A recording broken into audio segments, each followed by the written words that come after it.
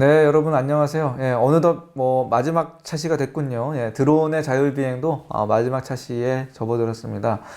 지난 시간 차시에 우리가 배운 내용은 뭐냐면 드론이 가지고 있는 좀 사이드 이펙트였죠. 뭐 소음이라든지 사생활 침해라든지 뭐 이런 부분들에 대한 문제. 그리고 그런 부분들 때문에 정부의 규제가 좀 많아지고 있다는 문제들까지 배웠고요. 그리고 드론의 자율비행이 가장 사실 중요한 이슈였습니다. 지난 수업에. 오늘 차시에서는 그 지난 차시에 이어서 계속해서 그 드론의 자율비행에 대해서 좀 설명을 드리려고 합니다.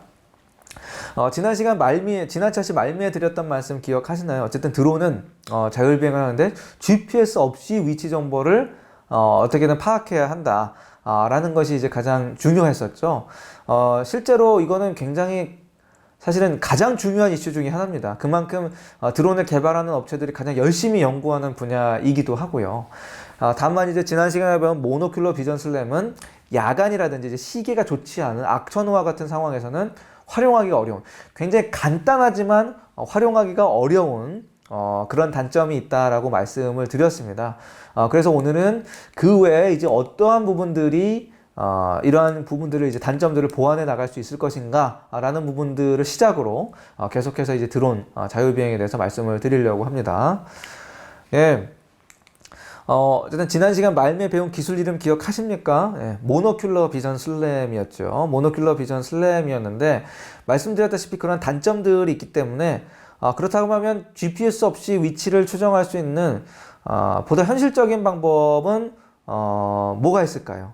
바로 이 IMU 센서와 카메라 센서를 함께 사용을 하는 겁니다.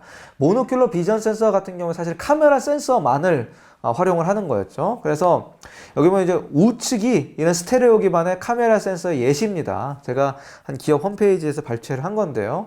우측이 이제 이런 스테레오 기반의 어떤 깊이감 있는 영상을 이제 제시를 하는 그런 카메라고요. 좌측에 보이시는 이제 이 화면이 뭘까요? 예. 이게 이제 IMU 센서가 되는 겁니다. 예. 그래서 그 IMU 센서와 함께 카메라 센서를 같이 이용을 해가지고 드론의 그 이미지를 움직임을 추정을 하는 겁니다. 드론의 위치를 추적을 하는 거죠. 그럼 IMU 센서는 뭐냐면 3축의 그 가속도 센서하고 3축의 이제 자이로 센서를 조합을 해서 만든 그런 센서가 되겠습니다. 그래서 어떤 지자기 방향을 기준으로 교정을 해서 뭔가 이 드론의 움직임을 이제 포착을 하는 센서죠. 그래서 여러분들 자동차 속도계 아시죠? 자동차 속도계.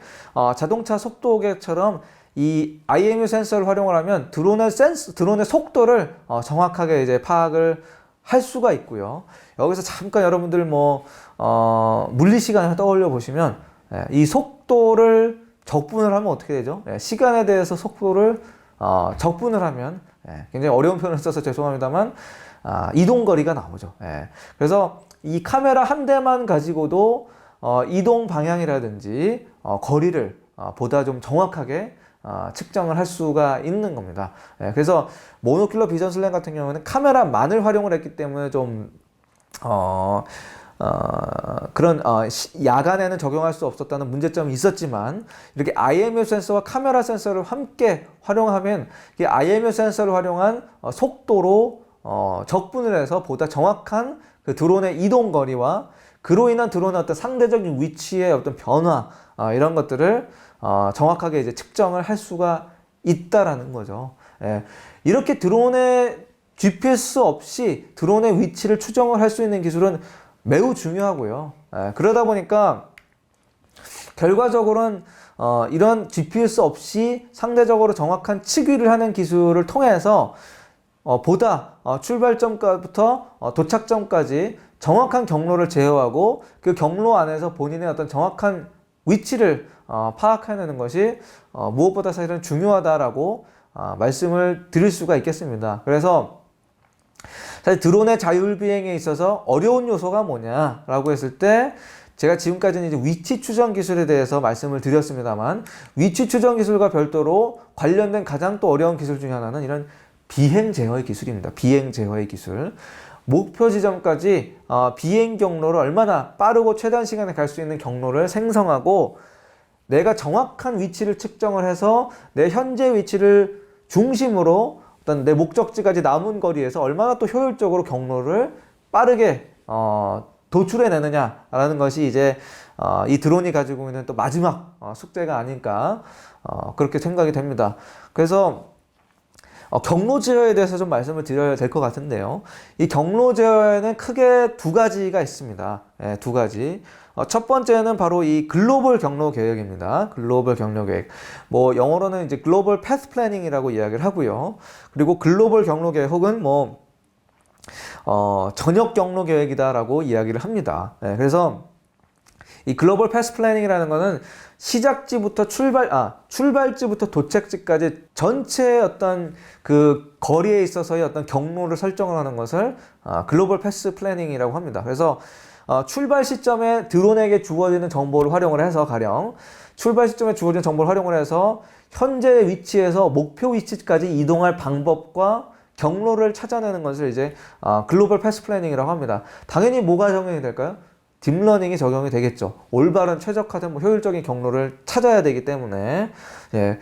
그리고 또 굉장히 또 많은 경우의 수가 존재를 하겠죠. 뭐 A라는 방법으로 갈 수도 있고 B라는 방법으로 갈 수도 있고, 이건 여러분 자율주행 자동차도 마찬가지입니다. 예. 같은 길을 가더라도 어떻게 가느냐의 경우의 수는 무궁무진하죠.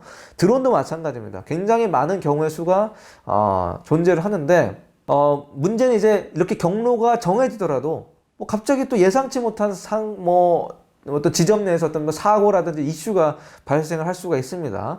뭐 비행 허가 구역이 아니라든지, 예. 그러니까 애초에 수립한 경로 계획 내에 뭔가 비행 허가가 갑자기 안 나는 지역이 생겼다라고 하면 또 그때 드론이 비행하는 도중에 환경이 바뀔 수가 있어요. 이런 것들을 또 실시간으로 반영을 해가지고 내가 원하는 경로를 효율적으로 또 찾아낼 수 있어야 할 겁니다. 어쨌든 글로벌 패스 플래닝은 시작점부터 끝점까지 전체 경로를 설정하는 것이되 중간중간에 얼마든지 상황은 바뀔 수가 있다.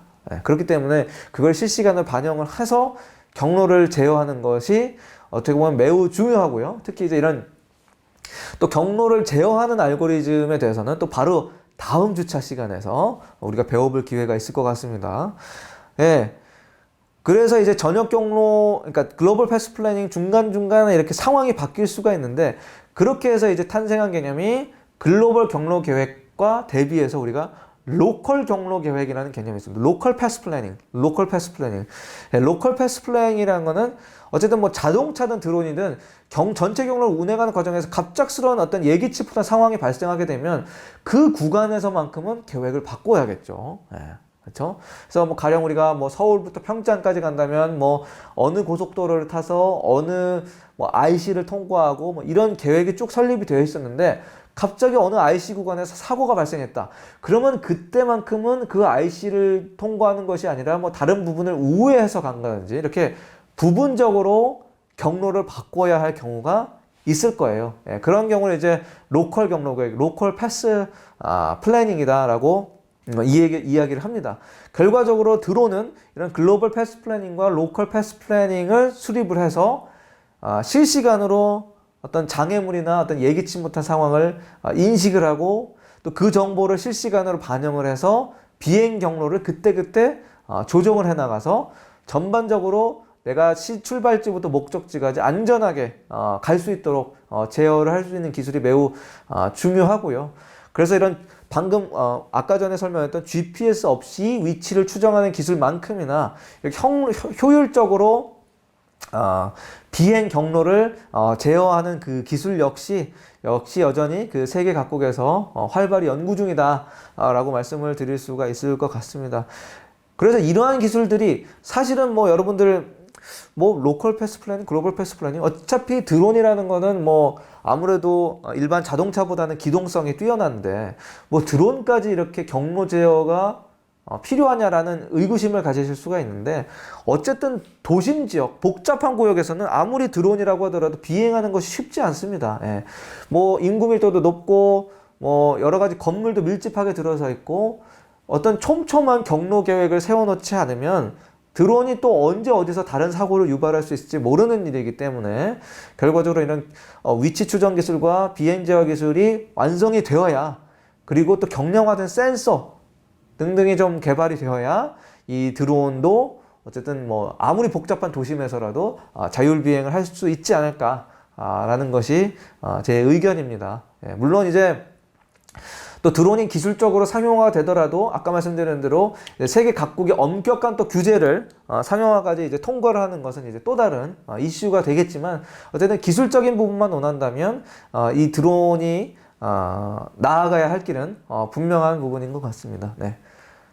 네, 그래서 말씀드린 것과 같이 세계 각국이 이런 드론의 상용화를 위해서 뭐 비행 제어나 뭐 위치 추정 기술에 대해서 열심히 연구를 하고 있습니다. 근데 상대적으로는 이제 우리나라는 그런 준비 상황이 어떨까 굉장히 궁금하지 않을 수가 없는데 뭐 결론부터 말씀드리면 우리나라는 아직 기술적으로는 사실은 국산화율에서는 많이 떨어진다라고 말씀을 드릴 수가 있습니다. 특히 이제 이런 단순한 어떤 개개인적으로 어떤 비행 목적으로 활용을 하는 드론 이외의 어떤 상업적인 용도로 활용하는 드론에 대해서는 사실 우리는 어떤 외산 기술에 좀 많이 의존하고 있는 그런 실정이기는 합니다. 예, 그래서 일단 우리나라는 과연 이 드론에 대해서 어느 정도 준비가 되어 있는가를 한번 좀 살펴보는 시간을 갖도록 하겠는데요. 먼저 여러분들 뭐 많은 분들이 기억하시겠지만 지난 2018년도 평창에서 올렸던 동계올림픽에서 우리가 GPS 기반의 좌표에 따라서 이 드론이 이제 GPS에 따라서 움직이긴 했습니다. GPS 기반의 좌표에 따라서 제어가 되는 그런 드론 쇼를 목격을 했습니다. 그래서 사진에서 보는 것처럼 이제 드론을 활용을 해서 정말 사전에 정밀하게 프로그래밍이 된 거죠. GPS 기반으로 이 좌표에 각각의 드론을 컨트롤함으로써 결과적으로 이렇게 드론을 활용한 오륜기를 만들어낸 거죠. 물론 사전에 프로그램이 정밀하게 돼 있다라고 하더라도 이렇게 원하는 위치에 도달하는 건 쉽지가 않습니다. 예. 근데 다만 이제 이런 드론 쇼를 이제 국내 업체가 주도를 한 것은 아니고 해외에 이제 아이사가 이 오륜기를 기반으로 한 드론 쇼를 주도를 한 거죠. 어쨌든 대중에게 이 드론에 대한 긍정적인 이미지가 각인된 거의 어떤 대표적인 이벤트 중에 하나가 아닌가 생각이 돼서 제가 소개를 해봤습니다. 근데 실제로 이런 평창 드론쇼 이후에 우리나라는 이런 드론의 상업화를 위한 갖가지 어떤 기술적인 또 정책적인 지원을 아끼지 않고 있는 것은 사실입니다. 굉장히 좀 많은 노력을 하고 있고요. 그래서 이제 실제로 2019년도에 서울에서는 보신 바와 같이 이제 스마트 모빌리티 엑스포라는 것을 개최를 하기도 했습니다. 예, 보시면 알겠지만 뭐 이동의 자유, 새로운 가치를 더하다. 예, 이동의 어떤 자유라는 관점에서 이 스마트 모빌리티 엑스포라는 것을 이제 개최를 했는데 아무래도 이제 4차 산업혁명 시대라고 하지 않습니까? 4차 산업혁명 시대에는 정말 교통수단에 있어서 획기적인 변화가 있습니다. 예. 특히 우리가 지금 배우고 있는 자율주행을 기술을 기반으로 한 자동차, 그리고 자율주행을 기술을 기반으로 한 어떤 도심 항공 모빌리티, 그 다음에 뭐 로보택시, 이런 다양한 교통수단의 어떤 변화가 있을 겁니다. 예. 그리고 뭐 수소차, 전기차 기반의 어떤 친환경차도 마찬가지고요. 그래서 결국은 4차 산업혁명으로 인해서 어떤 변화될 교통수단이 어떻게 보면 우리 미래 사회에 어떤 영향을 미칠 것인가 라는 그런 청사진을 어떻게 보면 좀 시범적으로 보여줄 수 있었던 자리가 아니었나 라고 생각이 됩니다. 그래서 이제 엑스포기 때문에 일반 시민들도 직접 좀 보고 좀 느낄 수 있도록 그렇게 좀 어떤 체험을 할 수 있는 그런 장소로 좀 마련이 되었던 그런 행사입니다. 그래서 이제 상암에서 진행이 되었는데요. 실제로 드론과 관련된 다양한 제품을 이제 해외 유명사에서 시연을 하기도 했습니다. 그래서 뭐 예를 들어 보면 지금 보시는 요 이미지인데요. 요건 뭐죠? 독일의 이제 볼로콥터사에서 제시한 이제 에어택시입니다. 에어택시. 여러분 에어택시라는 개념은 이제 이 드론의 자율주행이라는 차시, 첫 번째 차시에서 아마 여러분들께 소개를 해드렸을 겁니다. 예, 우버나 뭐 BMW 등이 이런 자율주행 기반의 이런 에어택시를 상용화하는 단계에 있다고, 서비스를 준비하는 단계에 있다고 말씀을 드렸는데요. 이런 하늘을 나는 택시죠. 유인입니다. 유인 드론을 이제 이 독일 볼로콥터에서 최초로 선보이긴 했습니다. 물론 자율 비행을 하는 드론 택시는 아니었습니다만 어쨌든 뭐 이 8월쯤에 이 최초로 이제 그 상업용 그 플라이카 그 볼로 시트를 이제 개발합니다. 이 엑스포가 일어나기 직전에. 그리고 이제 싱가포르에서의 그 시험 비행도 성공을 한 그런 제품인데, 이 독일의 이제 볼로콥터가 연속 비행 시간이 이제 최대 40분이죠. 꽤 길죠. 뭐 이 정도면 뭐 사실 드론 택시를 활용하려면 뭐 서울의 웬만한 어떤 거리는 커버할 수 있을 정도로 굉장히 뭐 실용성이 높은 제품이 아닌가 생각이 되는데요. 이런 볼로콥터의 에어 택시도 사실은 이 소개가 된 바가 있었고요. 그리고 또 중국의 이항사 역시 에어 택시를 개발하는 업체인데, 이거는 이제 자율주행입니다. 자율주행을 하는 에어 택시입니다. 뭐 이항 모델인데, 이미 사실은 뭐 유럽이나 미국 등의 상용 판매를 진행을 하고 있는 그런 모델이라고 이야기를 합니다. 이렇게 여러분들 뭐 그 이항사라든지 이런 독일의 어떤 볼로콥터와 같은 이런 제품들을 바탕으로 실제로 이런 자율주행 기반의 이런 드론 택시가 눈앞에 펼쳐지는 모습을 한번 볼 수가 있었고요. 그래서 이런 대한민국의 입장에서는 이런 뭐 엑스포 등의 전시회를 활용을 해서 이런 다양한 에어택시를, 드론 기반의 에어택시를 선보이기도 했고요. 또 제가 자료에 실지는 않았지만 이 다음 해인 이제 2020년도에도 방금 보셨던 이 이항사, 이항사의 이제 이 자율주행 에어 택시를 바탕으로 실제로 이제 실증도 합니다. 서울 여의도 상공에서 실제로 이 에어 택시를 실증을 하는 그런 또 시연도 서울시에서 이제 보이기도 했습니다. 그래서 이제 굉장히 이런 엑스포와 같은 전시회를 통해서 이런 해외 기술을 기반으로 한 드론 택시 제품을 소개를 하기도 하고요. 또 법적인 측면에 있어서도 이런 드론의 상용화를 위한 여러 가지 이런 규제를 좀 혁파하려고 하는 그런 노력들도 좀 많이 보이고 있습니다. 그래서 이제 의미 있는 것 중에 하나는 2018년 10월인데요. 우리 방통위에서 드론과 관련된 어떤 산업 활성화를 겨냥을 해서 위치 정보의 보호라든지 또 이용에 대한 법률을 개정을 합니다. 아무래도 기존의 이런 위치정보법 같은 것들이 드론이라든지 자율비행을 하는 드론이라든지 자율주행을 하는 자동차라든지 그런 신기술에 대한 규제 장벽으로 이 위치정보법이 좀 작용을 하고 있다. 그래서 이런 규제 장벽을 아무래도 이제 좀 4차 산업혁명 시대의 어떤 발전 속도에 발맞춰서 이런 장벽을 좀 낮춰야 될 필요가 있다라는 그런 여러 가지 어떤 업계 전문가들의 지적도 있었고요. 그런 부분들 때문에 이런 기존의 위치정보법을 개정을 하게 됩니다. 그래서 개정을 한 내용들을 좀 간단히 살펴보면, 먼저 사물 위치 정보 서비스를 기반으로 한 사업을 할 때는 반드시 이제 허가를 받았어야 했습니다. 사물 위치 정보를 수집을 하고 뭐 그런 것들을 바탕으로 하던 드론 서비스나 자율주행 서비스는 보통 반드시 허가를 받았어야 했는데, 이걸 이제 신고제로 바꾼 거죠. 그래서 사실은 이제 기존의 이제 허가제 같은 경우에는 뭔가 그 위치 정보 안에 그런 포함된 그 정보의 어떤 구체적인 그 내용이라든지, 특히 이제 이런 위치 정보를 수집하는 그 소유자로부터 어떤 사전 동의를 받았어야 했습니다. 또 이런 법적인 부분들에서는 또 뒤에 우리가 법적인 내용들을 다룰 때 소개를 자세히 해드릴 시간이 있을 텐데요. 그런 부분들이 사실은 기업들이 시장 진입을 하게 함에 있어서 굉장히 어려운 부분으로 사실은 작용을 했었습니다. 근데 이제 그것이 신고제로 변경이 되었고, 그리고 어쨌든 이런 위치 정보를 수집, 이용, 제공 시 소유자로부터 사전 동의를 필요했었는데 불필요하게 됐다는 거죠. 이런 부분들이 사실은 진입 장벽을 상당히 낮추는데 영향을 줄 수 있는 요소라고 생각이 됩니다. 그리고 위치 기반 서비스를 하는 위치 기반의 서비스 사업에 대해서 사전 신고도 있었고, 기존에는 또 신고 절차도 굉장히 좀 복잡했기 때문에 특히 이런 서비스를 시행하는 업자들이 특히 이제 소상공인이나 뭐 1인 스타트업 기업들이 많았거든요. 이들이 이런 복잡한 어떤 사전 신고 절차를 감당하기에는 좀 어려운 부분이 있었는데, 그런 부분들이 결국은 또 신규 사업이나 서비스를 개발하는 부분에 있어서도 또 지연이 되는 원인이 되기도 했고요. 그런 것들을 면제하는 것들, 또 기타 어떤 사업 신고 절차를 간소화하도록 하는 그런 방향으로 위치 정보에 대한 법률 개정이 일어났었던 그런 의미 있는 사건들이 있었습니다. 그리고 또 2019년 10월이죠. 그러니까 지금 방통위에서 위치정보법을 개정을 하고 또 한 1년 만에 1년 만에 또 국토부에서는 이 드론 분야의 어떤 선제적인 규제 혁파를 위한 로드맵을 발표를 합니다.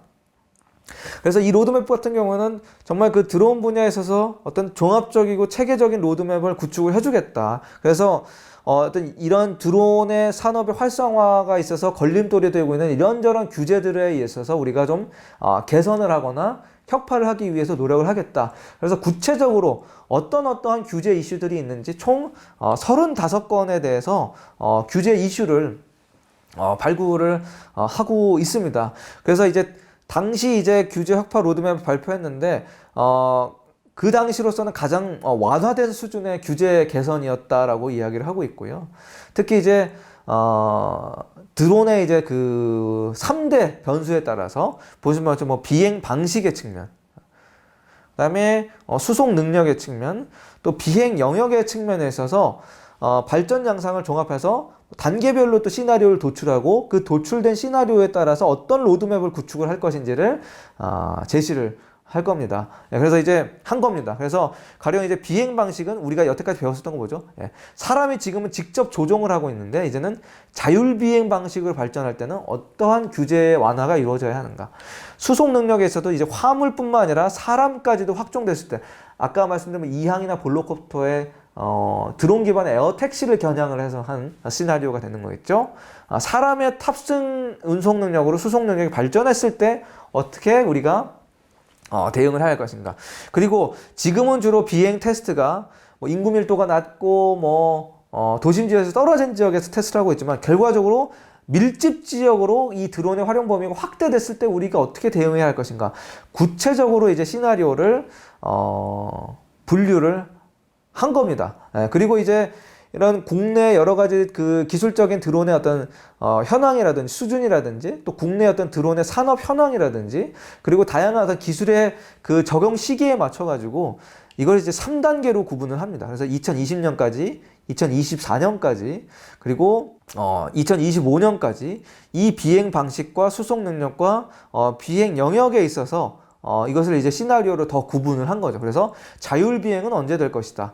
그리고 사람 중심의 수송은 언제 이루어질 것이다. 그리고 밀집 지역으로 드론이 언제쯤 들어올 것이다. 이런 구체적으로 시나리오를 편성해서 그에 따른 이제 규제 이슈를 발굴을 해냈다라는 것이 이 드론 분야의 어떤 규제 혁파 로드맵의 의의다라고 말씀을 드릴 수가 있을 것 같고요. 그래서 이제 아까 말씀드린 이어서 어쨌든 국토부는 이런 로드맵을 발표하면서 여러 가지 규제 이슈를 발굴을 했다라고 말씀을 드렸습니다. 총 35건의 규제 이슈를 발굴했다라고 말씀을 드렸는데요. 가령 인프라 영역 중에서는 이런 규제 이슈가 있다라고 합니다. 불법 드론 탐지 레이더와 관련된 부분들이죠. 그리고 국가 중요 시설, 비행 시설이나 통신 시설이나 교통 시설이나 이런 부분들에 대해서 비행 허가 기준은 어떻게 우리가 마련해야 할 것이냐. 그리고 드론의 비행 정보 시스템을 어떻게 구축을 해야 될 것이냐. 그리고 드론을 위한 어떤 공원 등의 조성을 어떻게 확대 운영할 것이냐. 이런 부분들에 대해서 이제 규제 이슈를 인프라 영역에서 발굴을 했고요. 또 활용 영역에서도 마찬가지입니다. 활용 영역에서도 비행 특례를 이제 공공 서비스 쪽으로 이제 확대하는 이슈가 있을 것 같고요. 두 번째로는 가장 또 중요한 부분인데 드론을 통해서 수집한 영상, 드론을 통해서 수집한 영상이나 각종 위치 정보, 이것을 이제 어떻게 하면 완화할 것이냐, 그런 부분들이죠. 그러니까 지금은 영상이나 위치 정보를 어떻게 보면 사전 동의를 필요한 부분인데 사전 동의를 어떻게 하면 면제할 것이냐. 그리고 사전 동의를 무조건 면제할 것이 아니라 사전 동의를 면제해 주면서도 그것을 또 악용한 그런 부분에 대해서는 또 어떻게 좀 대처를 해서 어떤 밸런싱이 맞는 그런 규제를 할 수가 있을 것인가. 그리고 어쨌든 우리가 계속 보고 있는 드론 택배 배송 분야가 사실 드론이 가장 활발하게 활용될 범위잖아요. 이런 드론 택배 활용을 촉진할 수 있도록 어떻게 우리가 좀 규제를 개선할 수 있을 것인가. 특히 드론 택배뿐만 아니라 인간을 중심으로 수송한다고 했을 때 드론 택시나 또 레저용 드론과 같은 이런 다양한 신산업과 비즈니스 기회를 어떻게 하면 우리가 이 규제를 통해서 장벽을 쌓지 않고 완화해서 이런 신산업 창출의 어떤 활성화에 기여할 것이냐, 그런 부분에 대해서 이제 국토부가 이런 로드맵 발표를 통해서 많이 좀 노력을 하고 있는 그런 모습을 보였습니다. 또 뿐만 아니라 자율주행 자동차와 마찬가지로 드론도 그 기능과 목적에 따라서 드론의 실증 도시도 국토부에서는 이제 2020년 4월에 선정을 합니다. 이번 주차는 아니지만 지난 주차에서 자율주행 자동차를 위한 테스트베드로 화성에 있는 K시티에 대해서 설명을 드린 바가 있었습니다. 화성에 있는 K시티 같은 경우에는 이 자율주행 자동차를 테스트하기 위한 전용 인프라다 라고 말씀을 드렸고요. 또 잠깐 말씀을 드렸지만 뭐 판교의 제로시티라든지 또 세종시의 또 자율주행 실증단지라든지 이런 부분들이 이제 자율주행 자동차를 테스트하기 위한 그런 기본 인프라다라고 말씀을 드린 바가 있었습니다. 마찬가지로 우리가 드론도 우리가 제대로 좀 실증을 하기 위해서는 어떤 구체적인 사업을 기반으로 이런 드론의 실증 도시를 선정을 해서 이런 드론을 테스트할 수 있는 인프라를 구축을 해야겠다라는 공통의, 그러니까 자율주행 자동차와 비슷한 취지에서 필요성을 느낀 거죠. 그래서 국토부에서 2020년 4월에 드론의 실증 도시를 선정을 합니다. 네, 그래서 지금 보시는 건 뭐냐면 실증 도시 중에 하나로 이제 선정이 된 게 이제 제주특별자치도거든요. 제주특별자치도인데 이 스마트 드론을 기반으로 해서 어떤 제주의 환경 안전을 드론을 통해서 이제 모니터링을 할 수 있는 그런 실증 사업을 이제 시행을 하고 있습니다. 네, 그래서 뭐 구체적으로는 스마트 도시 안심 서비스 같은 것들, 그 다음에 태양광 아이 드론 해안 도시 모니터링 같은 것들, 그 다음에 수소 드론의 어떤 안전과 행정 활용 서비스 같은 측면에서 드론을 활용을 할 수가 있고, 이러한 서비스들을 기반으로 이제 드론의 어떤 활용 가능성을 점쳐보는 거죠. 예. 그리고 또 이건 이제 또 다른 제주도와 별도로 또 드론 실증 도시로 선정된 이제 부산광역시의 모델입니다. 부산광역시의 모델이었는데, 부산광역시도 마찬가지로 이런 여러 가지 모델을 통해서 도시를 관리하기 위한 드론 통합 운영 솔루션을 상용하기 위한 체계를 구축을 하는 그런 테스트를 하는 사업이 되겠습니다. 이렇게 대한민국은 이제 정부가 나서서 정책적인 측면에서 규제 혁파를 위한 로드맵도 좀 발표를 하고 있고요. 기술을 위한 전시회도 많이 소개를 해서 대중의 어떤 사회적인 수용성을 높이기 위한 연구도 많이 하고 있고, 또 실증 도시 선정을 통해서 드론의 어떤 실증적인 가치를 테스트를 하는 그런 사업들도 많이 좀 진행을 하고 있다라는 점들을 좀 말씀을 드렸습니다. 예.